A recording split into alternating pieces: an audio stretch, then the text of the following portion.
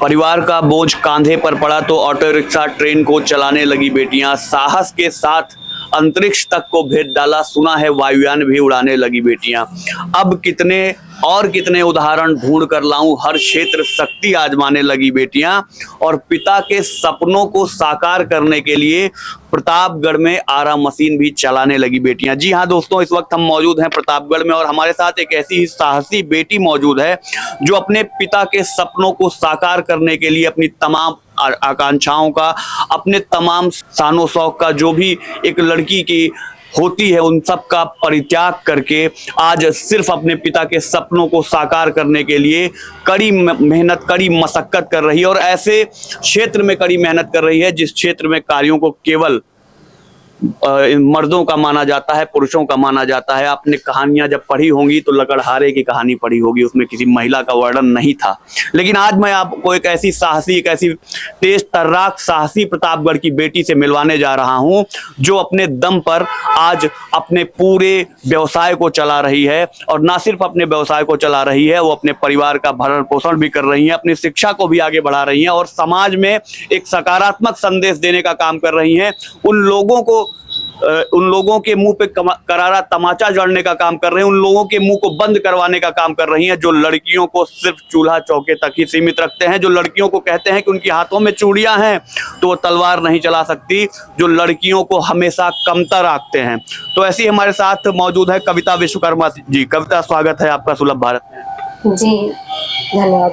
कविता, जो काम आप कर रही हैं ये कब शुरू हुई, इसकी शुरुआत कैसे आपने की, कब इसको शुरू किया आपने? जी 2020 में हमारी मशीन लगी, 2021 में हम इसमें पारंगत हो गए इस कार्य में। ये परंपरागत काम था, इसके पहले पिताजी आपके करते थे? जी हाँ, जब हमारे पिताजी के पिताजी थे तभी से ये व्यवसाय हमारे यहाँ चल रहा था।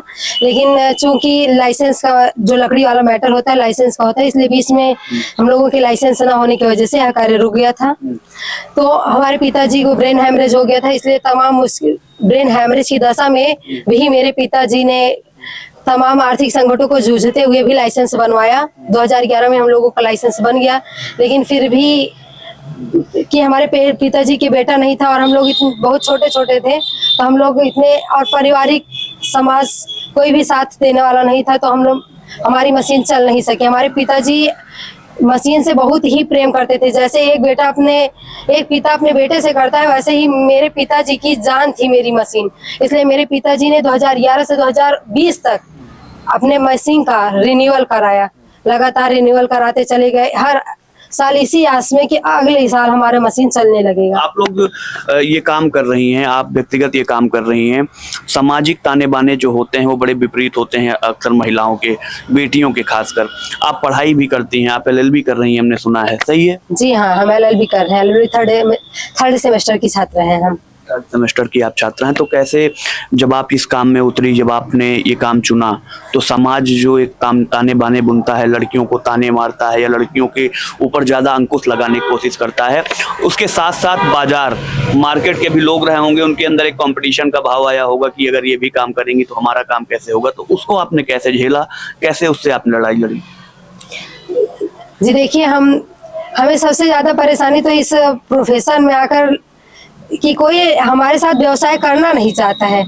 कस्टमर तो आते हैं, कस्टमर में आने में कमी नहीं है, वैसे भी कस्टमर आते हैं, लकड़ी चिरवाने के लिए भी कस्टमर आते हैं, लेकिन जो लकड़ी देने वाली मैटर आती है उसमें लोग नहीं चाहते कि लकड़ी काटने वाले कौन होते हैं, जेंट्स ही होते हैं, जो लकड़ी काटते हैं जेंट्स ही होते हैं, तो वो नहीं चाहते हैं कि हम अपनी लकड़ी किसी लड़की को बेचे। मतलब ठेकेदारों की आप बात कर रहे हैं? ठेकेदारों की, लेकिन हालांकि ऐसा नहीं है। उस 100 में से 80% ऐसे ही होंगे, लेकिन 20% कुछ अच्छे भी लोग हैं जिन्होंने हमारी हेल्प की, हमारी मशीन पे लकड़ी गिराया, हमने मदद की। जी। तो जब आप ऐसी समस्याओं का सामना जब आप कर रहे थे तो कभी हिम्मत हार गई, कभी ऐसा लगा कि अब नहीं कर पाएंगे? जी, परिस्थितियां, कभी ऐसी परिस्थिति बन गई कि हमारी मशीन पर लकड़ी नहीं, हम लोगों ने मतलब पूरी तरीके से हमारे नहीं, लेकिन उम्मीद बनाए रखे कि अब नहीं तो कब गिरेगी। हम लोग सबसे कहते थे भैया लकड़ी गिरवा दीजिए, भैया लकड़ी गिरवा दीजिए, सबसे कहते कि हमको सबसे ज्यादा परेशानी इसी चीज की होती थी कि लकड़ी गिरने की, और वरना किसी चीज की परेशानी नहीं होती थी। कस्टमर बराबर हमारी दुकान पे आते हैं, चाहे लकड़ी की दुकान पे हो गई चाहे मशीन की दुकान पे, कस्टमर चिराई वाले बराबर आते हैं। बस दिक्कत होती है तो बस लकड़ी गिरने की होती है बस। ये जो सामाजिक ताने बानों के साथ साथ सरकारें अक्सर ये कहती हैं, कि तमाम बातें होती हैं, बेटी बचाओ बेटी पढ़ाओ, स्वावलंबी भारत, समृद्ध भारत, तमाम ऐसी बातें होती हैं। आज आप धरातल पर काम कर रही हैं, जमीन से जुड़कर काम कर रही हैं, और वो काम कर रही हैं जो सबके बस की बात नहीं है। ऐसे में जब सरकारी योजनाओं की बात आती है, सरकारी लाभ की बात आती है, विश्वकर्मा योजना करके एक योजना आई थी, उसमें भी आप लोगों को आगे होना था, तमाम ऐसी चीजें होती हैं, सरकारी विभाग होता है, वो कितना मददगार होता है, कितना मदद उससे आपको मिलती है? जी, पहले तो ये बताना चाहेंगे कि हमारे पिताजी का जो व्यवहार था वो बहुत ही अपने जमाने के बहुत ही प्रतिष्ठित व्यक्ति थे। तो जब हम लोगों ने कार्य शुरू किया तो कुछ लोगों ने हमारी मदद की, लेकिन हम कहना ये चाहेंगे कि ये जो स्वावलंबी भारत, नारी सशक्तिकरण, ये सिर्फ देखने में ही अच्छा लगता है। जब हम वहाँ पर जाते हैं सरकारी कार्यालयों में तो जो चीजें लिखी हुई दिखाई देती हैं वह असल जीवन में महसूस नहीं होती हैं। बहुत ही स्ट्रगल, जबकि वो कहते हैं कि आइए हम आपकी मदद करेंगे, लेकिन जाने पर वो मुझे नहीं लगता कि उतनी मदद हो पाती है। प्रतापगढ़ जैसे क्षेत्र में, प्रतापगढ़ को एक अलग तरीके से दबंगों का क्षेत्र या एक तरीके से प्रस्तुत किया जाता है, अलग अलग भाषाएं चलती हैं, अलग अलग लोगों के नैरेटिव्स हैं प्रतापगढ़ को लेकर। ऐसे में एक लड़की के रूप में जब आप काम कर रही हैं तो कितना खुद को सुरक्षित महसूस करती हैं और कैसे आप काम कर पाती हैं? जी, हम तो हमने कार्य स्टार्ट किया, हमने मतलब देखिए मैंने 21 से स्टार्ट किया, 22, 23, 24, तो मुझे लगा कि कुछ लोग निगेटिव में इसको लेंगे, कुछ लोग पॉजिटिव में लेंगे, इसलिए मैंने कि देखिए हम लोगों ने अपनी आर्थिक जरूरतें तो इससे पूरी करने लगी, लेकिन जो समाज में मान होता है, सम्मान होता है, वो इससे हमें मिल नहीं पाता था। इसीलिए मैंने आगे की पढ़ाई LLB करना स्टार्ट किया कि हमें आर्थिक सपोर्ट पूरा हो जाता था, कि हमें खाने पीने का और कपड़े लत्ते सब की व्यवस्था हो जाती थी, लेकिन जो इज्जत होती है, जो मान होता है, सम्मान होता था, वो नहीं मिल पाता था। इसीलिए मैंने LLB का कोर्स ज्वाइन किया। मतलब आप ये कहना चाह रही हैं कि सिर्फ रोजगार ही नहीं, आपको अगर समाज में इज्जत चाहिए तो आपको शिक्षित भी होना पड़ेगा। जी हाँ, कहने का तात्पर्य है इसके अतिरिक्त अगर मेरे पास इतनी पावर होती, आर्थिक पावर, सिचुएशन इतनी होती कि अगर मैं व्यक्ति रख के, मजदूर रख के काम करवाती तो हो सकता है मुझे उतनी इज्जत, मान सम्मान सब मिल पाता। क्योंकि मैं अपने आप से कर रही हूँ, इसलिए मुझे जो मान सम्मान एक मशीन वाले को ऐसे मिलनी चाहिए वो मिल नहीं पाती। इसीलिए मैंने चूज किया कि हम अपने पापा के सपने को भी पूरा करेंगे, प्लस समाज में एक अच्छी रेपुटेशन बनाने के लिए LLB जैसे कोर्स को करके एक अच्छा अधिवक्ता बनने का प्रयास करेंगे। मतलब आप कविता आगे चलकर प्रतापगढ़ की प्रतिष्ठित अधिवक्ता भी बनना चाहती हैं? जी हाँ, हम चाहते हैं कि हम अधिवक्ता बने और अपनी जैसी लड़कियों को, जो मेरी तरह बहुत सी लड़कियां हैं, मैंने खासकर ये देखा है जिनकी बहुत से लोगों की 2 बेटियां हैं। मोदी जी कहते हैं, फिर बहुत से लोग कहते हैं कि बेटी बचाओ बेटी पढ़ाओ, या फिर 2 संतान से ज्यादा 3 संतान नहीं होनी चाहिए। आप तमाम स्कीमें दे रहे हैं, लेकिन आप बेटी उनके लिए भी कुछ कीजिए जिनके सिर्फ बेटियां ही हैं। कि मान लीजिए उसके पिताजी बीमार हो गए, नहीं हालांकि कुछ भी हो गया तो बेटियां क्या करें, और उनके जो परिवार वाले होते हैं, समाज वाले होते हैं, जीने नहीं देते हैं, सोचते हैं क्या करें, कैसे करें, पूरा हड़प ले। यार बहुत सी ऐसी भावनाएं होती हैं, हम आपको एक्सप्रेस करके बता नहीं सकते। लेकिन मोदी जी जो भी सरकार रहे, उनको आप कह रहे हैं 2 संतान से ज्यादा ना करें, 2 संतान है 3 संतान है, लेकिन जिनके बेटियां हैं उनके लिए आपको कुछ स्पेशल कर देना चाहिए ताकि वो अपने आप को सुरक्षित महसूस करें। तो कविता, आप प्रैक्टिस भी करती हैं, कचहरी भी जाती हैं? जी हाँ। कचहरी में जब जाती हैं, लोग क्या जानते हैं कि आप ये व्यवसाय करती हैं? जी नहीं, मैंने वहाँ पर किसी को नहीं बताया कि मैं ऐसा काम, मतलब यह व्यवसाय करती हूँ। सबको पता है कि मैं विश्वकर्मा हूँ, मेरी मशीन है, लकड़ी की दुकान है, मुझे ये भी पता है, लेकिन मैंने बताया नहीं। क्यों? क्योंकि मुझे लगता है कि पता लगेगा तो जो इमेज है उन लोगों ने मेरे बारे में बनाई है, उस इमेज को गिरा देंगे। और यह हो सकता है लोगों को ये भी सुनकर अच्छा लगे कि एक बिटिया, जो तमाम ऐसी बेटियां हैं जो आजकल मेकअप की दुनिया में खोई हैं, वैसे में एक बेटी जमीन पर उतर करके, हाथों में ग्रीस लगा करके मेहनत कर रही है, काम कर रही है, आपकी इज्जत को दोगुना बढ़ा दे तो? जी देखिए, हमने प्रत्यक्षता जिया है, तो मुझे जहाँ तक पता है कि शिक्षा में जो पावर है वो ये बात सही है कि हम इसको करके आत्मनिर्भर बन सकते हैं, अपने देश को आगे भी ले जा सकते हैं, ये भी बात सही है। लेकिन तब जब हम इससे दूसरे को रोजगार दें, तब ऐसा निर्भर है, मतलब पॉसिबल तब है जब हम इससे 10 लोगों को रोजगार दें। जैसे अभी मैंने आपको बताया कि अभी मशीन पे ही मजदूर रख के काम कर रहा हूँ, ये भी मजदूर रख के काम कर, मतलब इससे रोजगार दीजिए तो आपको वो इज्जत मान सम्मान सब मिलेगा, तब कचहरी में भी बताओ सब मिलेगा। लेकिन आप खुद वही कार्य करते हैं, तब मेरे ख्याल से, मुझे जितना पता है, मैंने जो प्रत्यक्षता देखा है मुझे नहीं लगता। मतलब कि आप ये कह रही हैं कि जो बातें अलग से कही जाती हैं, जो बातें लोग करते हैं, उन बातों में और जमीन पर जो जमीनी हकीकत है प्रत्यक्ष रूप से, उनमें बहुत अंतर है। जी हाँ, मैंने देखा है, बहुत अंतर है। तो इस पूरे प्रोजेक्ट को लेकर, जो आपकी मशीन है या जो आपकी ये पूरा सिस्टम, इसको लेकर भविष्य में आपकी क्या कल्पनाएं हैं, क्या सपने हैं और क्या उम्मीदें हैं, कैसे आप इसको करना चाहेंगे, आगे बढ़ाना चाहेंगे? जी हम तो चाहेंगे कि हम इस मेरी मशीन दिन दूनी रात चौगुनी उन्नत करें, हम भी मजदूर रखवाएं, मतलब लेबर रखें और उनको रोजगार दें, उनसे कार्य करवाएं, मतलब लोगों को रोजगार भी प्रदान करें, प्लस अपने पापा के, जो मेरे पापा का बिजनेस है वो चिरंजीव बन जाए। हम लोग रहें ना रहें, लेकिन हम चाहते हैं कि अपने बिजनेस को ट्रस्ट में दे देंगे अपने पापा के नाम से, ताकि कि मेरे पिताजी ने 9 साल बिना खाए पिए इसका रेन्यूअल करवाया, प्लस हम लोग भी अपनी जिंदगी इसको दे रहे हैं, तो कोई इसको मतलब मिस यूज ना करने पाए, इसलिए हम इसको ट्रस्ट में देना चाहेंगे। कि मतलब हम रहे ना रहे, लेकिन मेरे पापा का नाम, मेरे पापा की जो ख्वाहिश थी, वो मेरी मशीन हमेशा चलती रहे, हम यही चाहते हैं। एक ऐसा कालखंड आया बीते कुछ साल पहले ही पूरे विश्व में, जिसमें तमाम व्यवस्थाएं धराशायी हो गई, वो था कोरोना का काल। कोरोना काल में जब तमाम व्यवस्थाएं बंद थी, उस वक्त आप लोगों की व्यवस्था कैसी, आप लोग दिनचर्या, आप लोगों का जीवन कैसे चल रहा था? जी, कोरोना काल हम लोगों के लिए बहुत ही दुखदायी था, क्योंकि हमारे पिताजी को ब्रेन हेमरेज तो बहुत पहले ही हो गया था।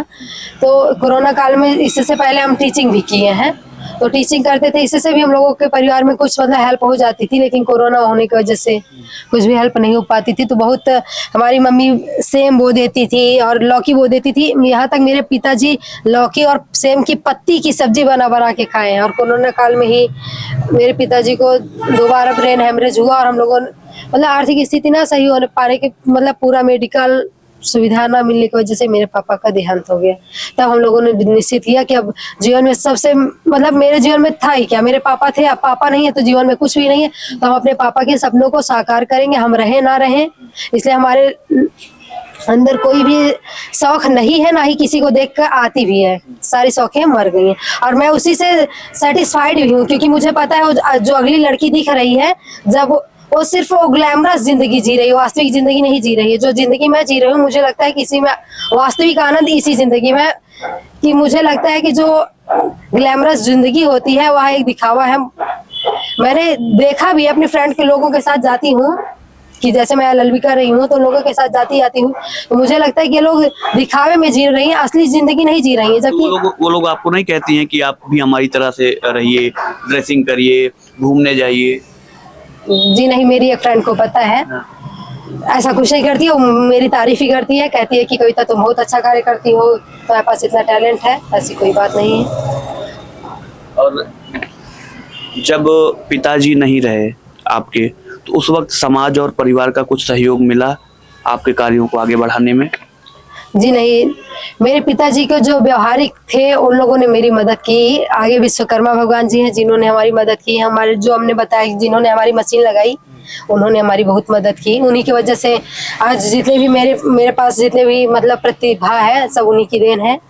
आगे सब विश्वकर्मा भगवान का आशीर्वाद है। जब जिसकी जरूरत पड़ती है तब वो आकर हमारी मदद कर देता है। ऐसी बात है कि चाहे जहाँ से, चाहे सरकारी क्षेत्र से, यहाँ तक मैंने तो बताया तो आपको कि भ्रष्टाचार मौजूद है। मैं बस यही चाहती हूँ कि जो आप लिखित में देते हैं कि बेटियां स्वावलंबी बने, तो जब बेटियां वहां पहुंचती हैं तब आप क्यों उनसे, मतलब करप्शन है समझिए आप, घूस वाली ये सारी चीजें हटनी चाहिए। बस हम यही चाहते हैं कि जो लीगल है बस वही लीजिए, भ्रष्टाचार हटाइए। अगर लड़की आगे बढ़ रही है तो रास्ता खाली कर दीजिए, जाने दीजिए। आप आर्थिक रूप से उसको कमजोर बनाने का प्रयास ना कीजिए। यहाँ मेरे पिताजी के व्यवहारिक थे तो उन लोगों से हमें सपोर्ट मिली।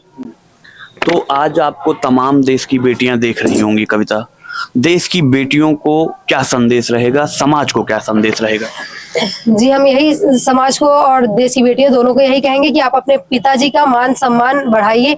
अगर आपके पिताजी कोई बिजनेसमैन है और अगर उनकी कोई ख्वाहिश, कोई इच्छा है कि उनको बिजनेस को ही आगे बढ़ाना, तो आप अपने पिताजी की बिजनेस आगे बढ़ाइए, क्योंकि बिजनेस में भी बहुत बड़ी पावर है। आप शिक्षित रहिए, मैं कह रही हूँ, ऐसा नहीं कह रही कि शिक्षा छोड़ के आप यही कार्य करिए। शिक्षित रहिए, आप पढ़िए लिखिए, अपनी एजुकेशन पूरी कीजिए, साथ ही साथ अपने पापा के बिजनेस को भी आप हैंडल कीजिए, क्योंकि बिजनेस जरूरी नहीं कि आप मेरी तरह मशीन चला के ही बिजनेस को हैंडल कर सकते हैं। आप दिमाग दौड़ाइए, अपने बिजनेस से लोगों को रोजगार प्रदान कीजिए और अपने पापा का मान सम्मान भी आगे बढ़ाइए, ताकि आपके पिताजी को आप पर गर्व हो कि बेटी नहीं बेटा है समान है, उनको अफसोस ना हो कि मेरे बेटा नहीं है। एक आखिरी प्रश्न मैं आपसे लूंगा, अगर योगी आदित्यनाथ जी से आपको कुछ कहना हो, योगी जी से, मोदी जी से, तो क्या कहना चाहेंगी? जी, मैं यही कहना चाहूंगी कि वो बेटियों के बढ़ने में जो भी रुकावटें हैं उनको दूर करें। अगर आप उन्हें कह रहे हैं स्वावलंबी बनो, स्वावलंबी बन भी रही हैं, तो आप उनकी मदद कीजिए।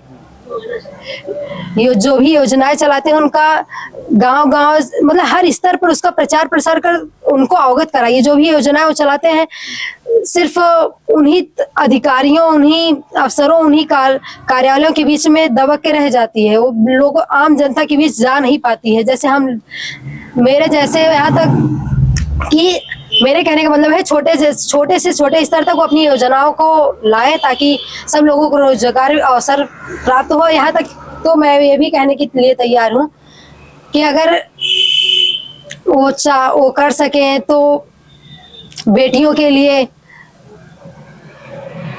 योजनाएं चलाएं, उन्हें स्वावलंबी करें, चाहे जिस क्षेत्र में हो सब क्षेत्र में करें, जिसमें जिसकी रुचि हो उसमें करें। और बेटियों से यही कहूंगी, आपके पिताजी अगर आपको एक बिजनेस वुमन के रूप में देखना चाहते हैं, तो आप अपने पिताजी की बिजनेस बढ़ाइए।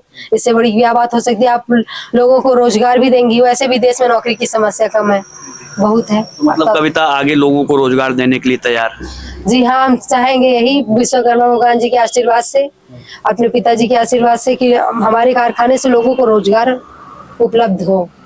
तो चलिए कविता, बहुत बहुत धन्यवाद। और सुलभ भारत की पूरी टीम की तरफ से भी मैं ये चाहूँगा कि विश्वकर्मा भगवान ईश्वर आप पर कृपा बरकरार रखे। तो ये थी हमारे साथ कविता, प्रतापगढ़ की स्वावलंबी बेटी, प्रतापगढ़ की वो बेटी जो आज न सिर्फ अपने पिता के सपनों को आगे बढ़ा रही है, बल्कि आज लोगों को रोजगार देने के लिए भी तैयार है, और प्रतापगढ़ के तमाम लोगों के लिए, तमाम बेटियों के लिए, पूरे समाज के लिए एक उदाहरण के रूप में है, जो आज अपना एक कारखाना चला रही हैं, स्वावलंबिता की तमाम चीज़ों को कर रही हैं। और ऐसे में तमाम लोगों से हम आपको मिलवाते रहेंगे। आप देखते रहे सुलभ भारत। मेरा नाम है उत्कर्ष, कैमरामैन सनी कुमार के साथ।